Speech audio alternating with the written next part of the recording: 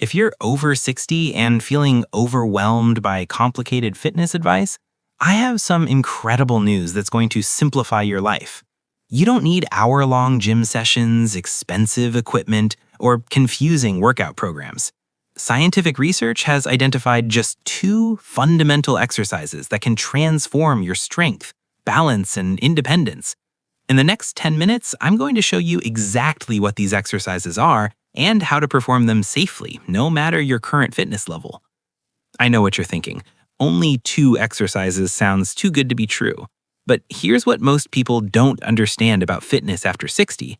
It's not about doing more, it's about doing what matters most. These two movements have been proven in multiple studies to address the three biggest threats to senior independence: muscle loss, declining bone density, and poor balance. A landmark study published in the Journal of Aging and Physical Activity followed over 500 seniors for 2 years and found that those who consistently performed these two exercises maintained their independence significantly longer than those who did other forms of exercise. Think about your daily life for a moment. Getting out of bed in the morning, standing up from your favorite chair, walking upstairs, reaching for items on shelves, carrying groceries. Every single one of these activities depends on two fundamental movement patterns. The first is a lower body pushing motion, and the second is an upper body pushing motion. When you strengthen these two patterns, everything else in your life becomes easier.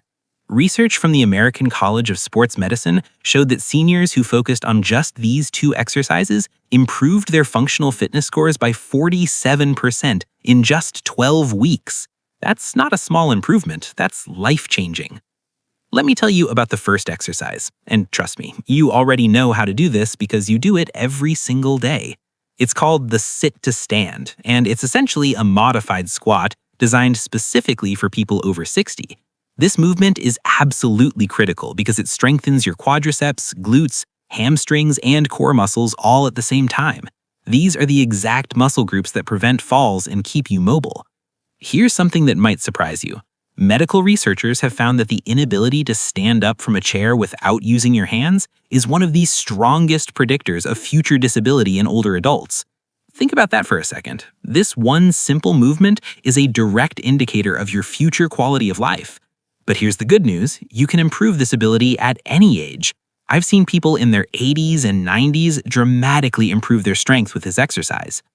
Let me walk you through exactly how to do the sit to stand correctly. Find a sturdy chair, one that doesn't have wheels and won't slide around. Sit toward the front edge of the chair with your feet flat on the floor about hip-width apart. Your knees should form roughly a 90-degree angle. Now, here's the key part that most people miss. Cross your arms over your chest or hold them straight out in front of you. This ensures you're using your leg muscles, not your arms. When you're ready to stand, lean slightly forward from your hips. This is crucial because it shifts your weight over your feet. Then push through your heels and stand up in one smooth motion. At the top, stand up completely straight with your hips fully extended. Pause for just 1 second, then slowly lower yourself back down with control. The key word here is control. Don't just drop into the chair. That lowering phase is actually when your muscles are working hardest and building the most strength. Now, let's talk about breathing, because this is where many people go wrong. Breathe out as you stand up, breathe in as you sit down. Never hold your breath during exercise. Holding your breath can spike your blood pressure and make you dizzy. Keep your breathing steady and controlled throughout the movement. I want to address the different fitness levels because not everyone watching this video is starting from the same place. If you're just beginning, or if you have limited strength right now, don't worry. Use a higher chair or add some cushions to raise the seat height. You can also keep your hands on the armrests for light support if you need it. There's no shame in modifying the exercise to match your current ability. Start with just 3 to 5 repetitions and build from there. If you're at an intermediate level, use a standard height chair with no arm support and aim for 10 to 15 repetitions. For those who are more advanced, try using a lower chair or holding light weights at your chest, maybe 3 to 5 pounds to start. Let me point out some common mistakes I see all the time. Don't rock forward to build momentum before standing. That's cheating and it defeats the purpose of the exercise. Don't let your knees cave inward as you stand. Keep them tracking over your toes. And please don't collapse into the chair on the way down. That controlled lowering phase is just as important as the standing up phase. For the best results, perform 2 to 3 sets of whatever repetition range you chose. Do this exercise 2 to 3 times per week with at least one rest day in between. You should feel your legs working but never sharp pain. Some muscle soreness the next day is completely normal when you're starting out. Now let's move on to the second essential exercise, the wall push-up. This upper body pushing movement is critical for maintaining good posture, preventing rounded shoulders, and giving you the strength to push yourself up if you ever need to. After 60, we tend to lose upper body strength faster than lower body strength, and this leads to all kinds of problems. Poor posture, difficulty opening doors, trouble getting up from the floor. The wall push-up addresses all of these issues while being incredibly gentle on your joints. Here's something important to understand. Strong chest and shoulder muscles don't just help you push things, they also support your entire spine and can dramatically reduce neck and back pain. Studies have shown that upper body pushing exercises improve bone density in your wrists, arms, and shoulders, which are particularly vulnerable to fractures if you fall. Let me show you the proper technique for wall push-ups. Stand facing a wall about arm's length away. Place your palms flat against the wall at shoulder height and shoulder width apart. Your fingers should point upward toward the ceiling. Now step back slightly so your body is at a gentle angle. Your feet should be hip-width apart to give you a stable base. Here's how to perform the movement correctly. Keep your entire body in a straight line from your head down to your heels. Imagine there's a straight board running down your back. Now bend your elbows and lean toward the wall in a controlled manner. Lower yourself until your nose nearly touches the wall. Your elbows should stay at about a 45-degree angle from your body, not flaring straight out to the sides. Then push yourself back to the starting position. The whole movement should take about 4 seconds, 2 seconds to lower and 2 seconds to push back up. Pay close attention to your breathing. Breathe out as you push away, breathe in as you lower toward the wall. Never hold your breath during exercise. Holding your breath can spike your blood pressure and make you dizzy.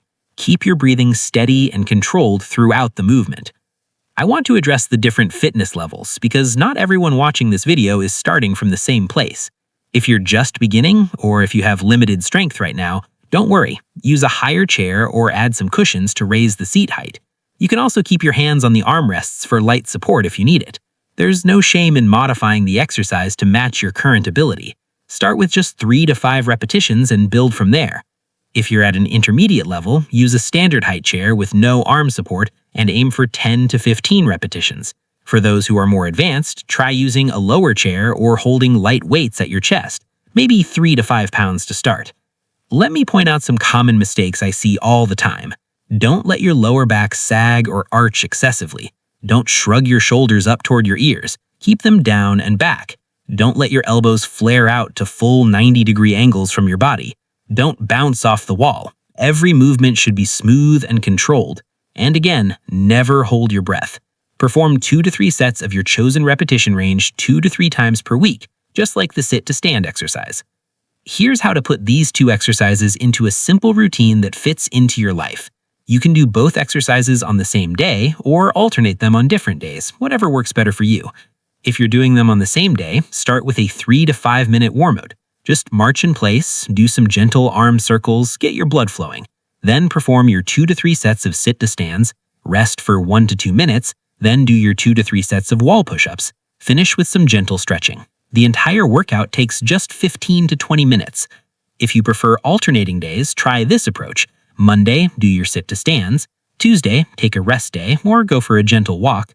Wednesday, do your wall push-ups. Thursday, rest. Friday, do sit to stands again. Keep the weekend for light activity or complete rest. The beauty of this approach is flexibility. You're working out multiple times per week, but never on consecutive days, which gives your muscles time to recover and get stronger. Now, let's talk about progression, because that's how you continue to improve over time. Every 2 to 3 weeks, try to challenge yourself a little more. Add 2 or 3 more repetitions per set. Increase the difficulty by adjusting your position to make the exercise harder. Add 1 additional set, or decrease your rest time between sets. But here's the golden rule. Never sacrifice proper form just to hit higher numbers. Perfect technique beats high repetitions every single time. You now have everything you need to start building strength and maintaining your independence after 60. 2 simple exercises, no equipment required, just 15 to 20 minutes 2 to 3 times per week. The science is clear. These movements work. They strengthen the exact muscles you need for daily life. They improve your balance, they increase your bone density, and they give you the confidence to live life on your terms. Remember, it doesn't matter if you're 60 or 90. It doesn't matter if you haven't exercised in years or if you're already fairly active. These exercises will meet you where you are and help you progress from there. Start today. Find a chair and a wall. Do just one set of each exercise. See how you feel. I promise you, your body will thank you. Your future self will thank you. This is your opportunity to take control of your health and your independence. Don't wait for tomorrow. Don't wait until you feel ready. You're ready right now.